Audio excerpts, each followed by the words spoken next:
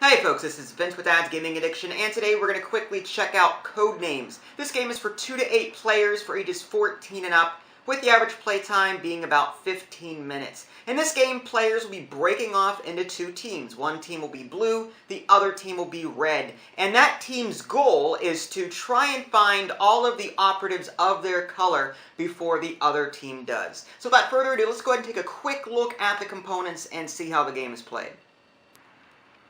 Okay, so before we begin explaining what the components do and all that jazz, it's important to explain what the teams are and how they work. Well, first of all, there's 2 teams. There's red and there's blue, and each team is going to have a spy master, and the rest of the players are going to be field operatives. The spy master will have a key that gives them the answer to the puzzle, so to speak, and I'll explain how that works in a minute. But the spy master will hold the answer in their hand, and using clues, they're going to be trying to get the rest of their team to find their agents in the field. Now keep that in the back of your mind as I go through all of this. Now we'll start with these code name cards here. They each list a word. On the reverse side is a different word. You've got some cards over here. There's some cards in the box that I didn't show you. So long story short, lots of different cards, lots of different words. It almost guarantees that you'll never have the same game twice. You also got these innocent bystander cards here, an assassin card, a red agent card, blue agent card, and a double agent card. It's double-sided. One side's red,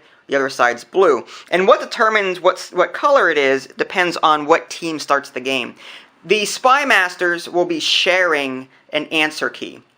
And on the border of an answer key, you'll see a color, either blue or red. This says that blue is going to go first. Now, because of that, because blue has the advantage, they have to reveal an extra agent. If you look on here, there's 1, 2, 3, 4, 5, 6, 7, 8, 9, and red only has 1, 2, 3, 4, 5, 6, 7, 8. So this double agent is going to go to the blue side like that, and blue has to, reveal an extra agent to make up for the fact that they're going first.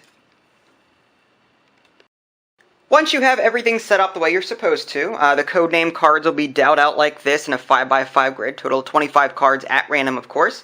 And then the spy masters will each share one of these key cards, put it into this little slot here. I'm going to lay this flat so you can actually see it. But normally you wouldn't do that because you don't want the other players to see the answer key. But anyway, getting back to this, blue will go first because blue is shown here on the outside of the key. And the blue spy master is going to give a 1-word code and a number following that, telling them how many cards that clue relates to. So, for example, casino is a blue agent, trip, pumpkin, fan, dress, Antarctica, grass, snowman.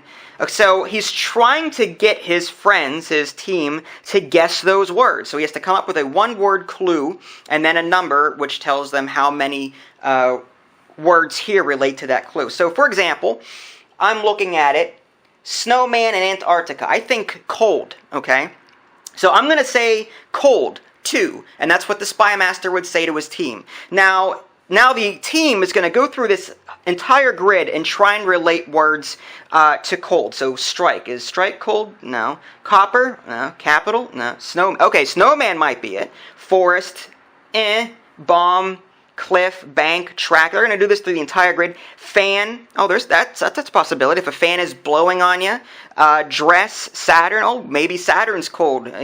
Whip, Antarctica. Oh, Antarctica. There's another good one. And sometimes the players or the field operatives will come up with connections that the spy master didn't even think about, and it could actually lose the game for them if they pick wrong. Because if you actually pick the space that the assassin's on, you automatically lose the game. So it's a good idea not to try and relate any of your clues to whatever word the assassin is connected to.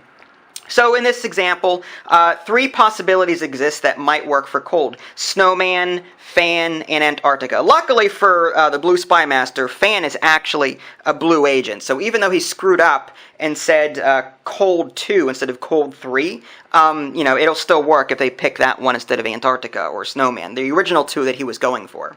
So let's just say that the blue team looks at this and says, okay, snowman. So now the blue spy master says, yes, good job. So he puts one of his blue agents there, matching that. And then they get to go again. Now, no more clues are given, mind you, but they get to go again. based on the number that was used. So if they said cold 2, that means they get one more shot. Had they said like cold 5 or something, then they'd have like 5 extra chances, assuming that they were correct each time. Once you are incorrect in your guess, then your turn ends. And again, if you pick this guy, then game over. But let's just say that blue, again, gets to go, and he picks capital, for whatever reason. Now, that is a tan space, so that is an innocent bystander. And again, once you pick an innocent bystander space or an agent of the other color, then blue's turn is then over. So now red gets to go. Red's going to look at his cards. The red spy master is going to look at his cards. Bomb, copper, track, drop, forest, brush, whip, dwarf. Oh boy. Sometimes relating these cards can be pretty difficult because, again, it's all random. And sometimes you might have to keep it simple and only do a clue that relates to one word. Like, oh, I don't know. Like, if I could do, crap.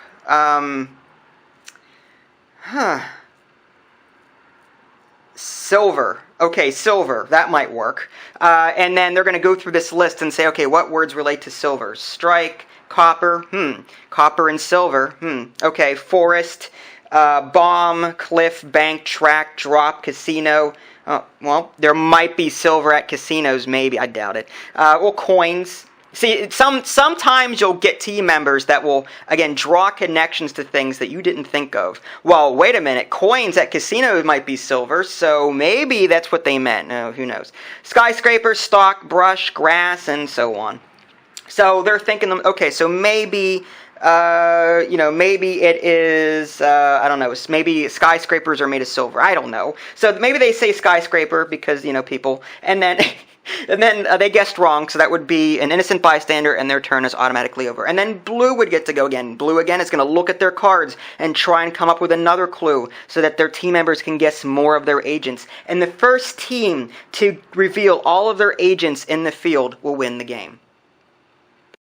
There you have it, a very brief look at Codenames. It's important to stress that I did not cover all of the rules found in the manual. This was just to give you a general overview so that you could see how the game was played. For example, what you just saw was meant for a 4 or more player game. You can play the game with 2 or 3 players, but the rules are somewhat different. In a 2-player game, it's strictly cooperative. You're going to be revealing agents of the other color on a regular basis throughout the game, and you're trying to get your agents revealed first before the, I don't want to call it the computer, but, the unnamed game timer will finish revealing their agents. So you can play cooperative in this game with 2 players. In fact, it's mandatory with 2 players.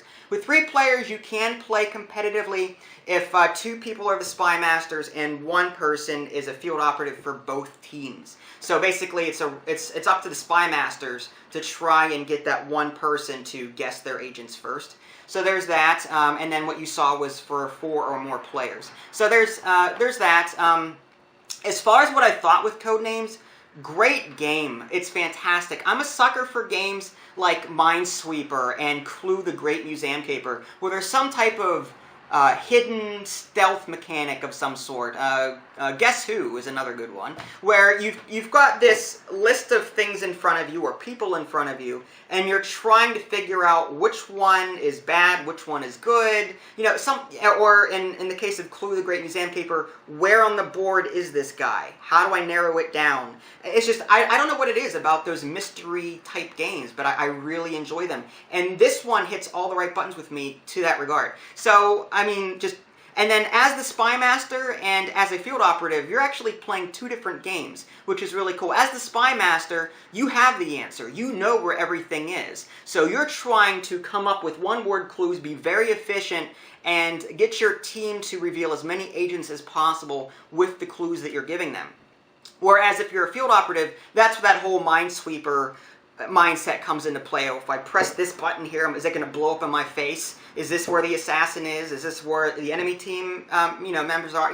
Stuff like that. So it's actually 2 different games depending on what side you play, which is really cool. There's plenty of cards here, so there's a lot of replayability. No game will ever be the same. It's statistically possible, but very unlikely. And there is a sand timer. I didn't mention that. There is a sand timer. I believe it's 20 seconds. Honestly, I don't think rushing things is necessary. I'm not the kind of gamer that likes to rush players. So I say just don't use it. And I apologize if you're squeaking, it's garbage day. But I think I'll just end the review there because I've got stuff to do. But in a nutshell, fantastic game. I enjoy the cooperative for the 2 players. I enjoy the competitive for the team. If you're going to play competitively, the more players you have, the better. So just keep that in the back of your mind. But as a 2 or 3 player game, it works fine too. Check out my full review, official website, www.dadsgamingaddiction.com. If you haven't already, subscribe to my YouTube channel. That way you can keep up to date with any new content I'm going to publish. This is Vince. Thanks for watching, and I'll catch you next time.